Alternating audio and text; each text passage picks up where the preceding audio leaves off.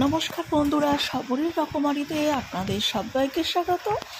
আজকে আমি আপনাদের সাথে শেয়ার করতে চলেছি একটি অতি পরিচিত রেসিপি, যা হয়তো আপনারা অনেকেই বানিয়ে খেয়েছেন, তো আমার মতো একবার বানিয়ে দেখুন। আশা করি আপনাদের সকলেরই ভালো লাগবে। তো চলুন বন্ধুরা, রেসিপিটি বানানোর পদ্ধতিটি শুরু করা যাক। আজকের রেসিপিটি বানানোর জন্য আমি 3টে ডিম সিদ্ধ করে নিয়েছি, খোসা ছাড়িয়ে একটা পাত্রের মধ্যে রেখেছি। এর মধ্যে দিয়ে দিলাম সামান্য হলুদ আর দিয়ে দিচ্ছি সামান্য নুন হলুদ মাখিয়ে খুব ভালোভাবে মাখিয়ে নেব ডিমের গায়ে। আর নুন হলুদ মাখিয়ে ডিমগুলোকে আমি ভেজে নেব।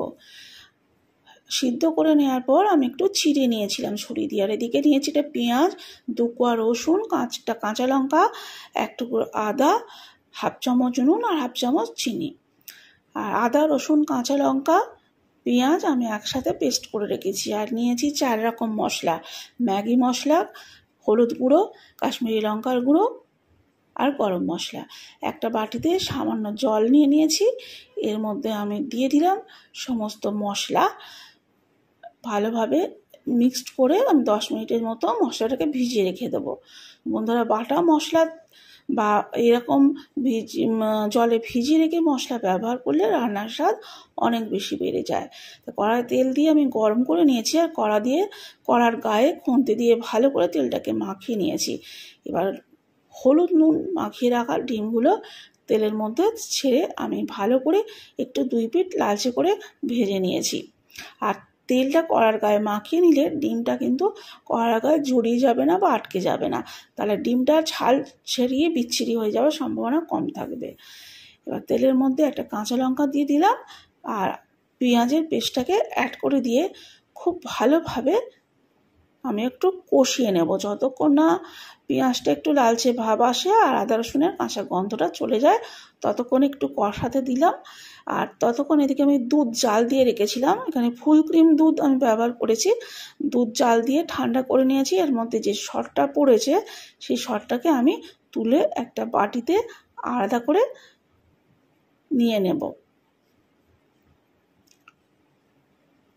আর সরটাকে তুলে নিয়ে খুব ভালোভাবে একটা চামচের সাহায্যে একদম মিহি করে পেস্ট করে নিতে হবে, যতক্ষণ না একদম মোলায়েম ক্রিমের আকার ধারণ করে। বন্ধুরা, আমি এখানে চামচ দিয়ে ভালো করে ফেটিয়ে নিলাম। এদিকে দেখুন পেঁয়াজটা বেশ ভালো করে ভাজা হয়ে গেছে। জলে যে মশলাটা ভিজিয়ে রেখেছিলাম সেটাও অ্যাড করে দিলাম। এবার কিছুক্ষণ আমি ভালো করে কষিয়ে নেব মশলাটাকে, যতক্ষণ না মশলার কাঁচা ভাবটা চলে যায়।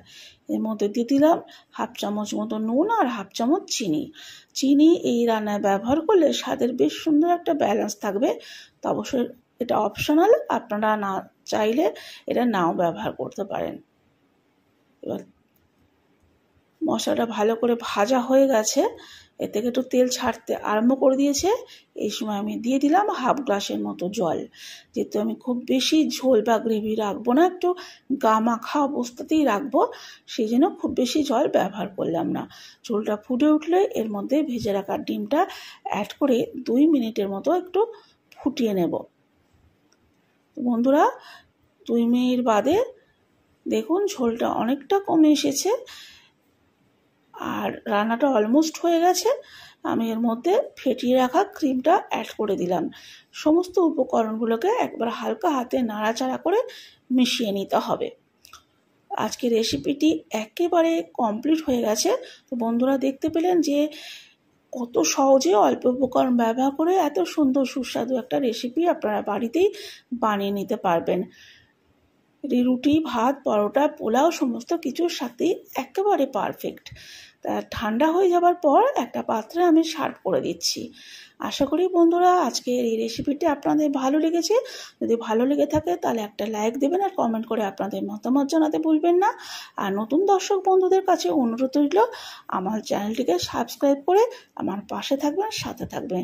আর শেষে একটু কাঁচা লঙ্কা দিয়ে আমি গার্নিশ করে দিলাম। তো আজ এই পর্যন্তই বন্ধুরা, আপনারা ভালো থাকবেন এই কামনা করে আজকে ভিডিওটি এখানেই শেষ করছি।